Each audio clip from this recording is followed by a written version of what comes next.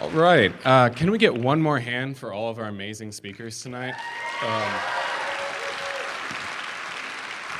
all right, save a little for me. Now, I'm doing this not because I'm cool, but because I have a problem. So I run this thing called Research Club here in Portland, and it's kind of like Ignite, but a whole lot less professional.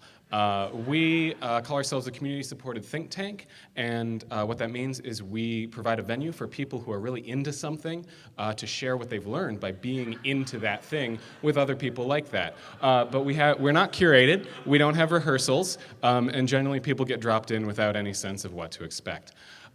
So over the last 2.5 years, I've facilitated about over 100 talks. And out of those talks, from professionals and non-professionals alike, we've only had 2 or 3 stinkers, which is kind of amazing to me, given how little effort I put into helping them.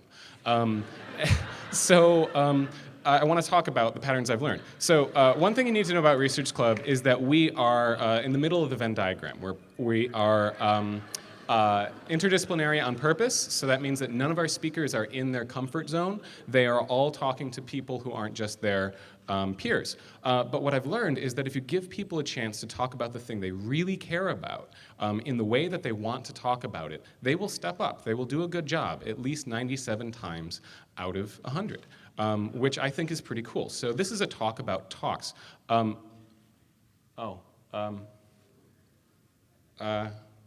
Hold on, Lucas, what's, yeah. Well, I want to talk about some of the things I've learned one of them is that something always goes wrong.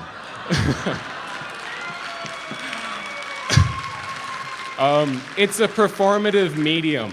That, regardless of how much information you want to get across, you still have to perform. But I want to talk about the feeling that you had when it looked like I was dropping the ball. Why is that such a problem for when you're up here? Why does that undercut a speaker's purpose so much? It's because it makes you skeptical. It makes you not convinced of what I'm saying. And that's another lesson that we learn, is that that this is a medium of persuasion. People get up here to communicate something on purpose and specific and try to get you to think that way as well. But what I've found is that the good talks can ride out these glitches and the skepticism because they come from somewhere that really matters to the speaker. They find a way to get what matters across. And I like the limits of Ignite because you really got to pack it in. And so it follows that some of our best talks have just been talks. There's been nothing behind them. It's just kind of an augmented conversation where one person can distill what they care about and share it with a large room of people. And so that's another lesson that I've learned. PowerPoint has taught me that we don't need PowerPoint. It's established. It's established the medium, but it's not. It doesn't get us closer to the heart of it, which is just people talking to other people about what they care about. But we do have to remember that I'm not just talking to you, I'm talking to everyone who might watch this later on the internet or in the bar back there. And so that also tells us that PowerPoint has become a mass medium.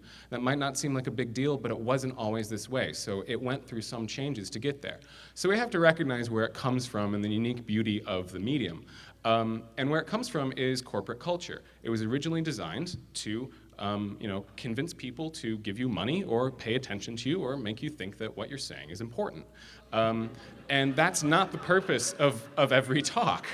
And as we've seen tonight, this is a medium for so many ideas and so many passions. And so we kind of, within the awkwardness and constraints of this medium, it's very hard to find an authentic voice and say, like, hey, this is really why you should pay attention to me. But whether you're in front of a whole audience of people across the table, it matters more that you actually believe what you're saying than if you have a polished, let's give it up for Reed, than if you have a polished delivery. And people can tell. And so as presenters, we're supposed to be pat and pithy and give you, I had another P in there, I can't remember, but give you something really solid to take away and like, oh, that's what I was supposed to learn. But at Research Club, we care more about creating dialogue than giving lectures or convincing people. It's great to see so many people coming out to here to just listen to what people have to say. And this represents a movement away from the roots of it.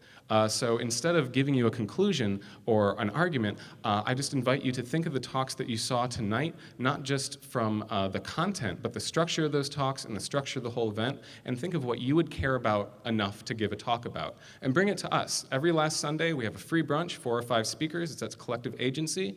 And find us online. Our biggest event ever is coming up on March 7th called Wild Combination, and I'm done. So have a great night.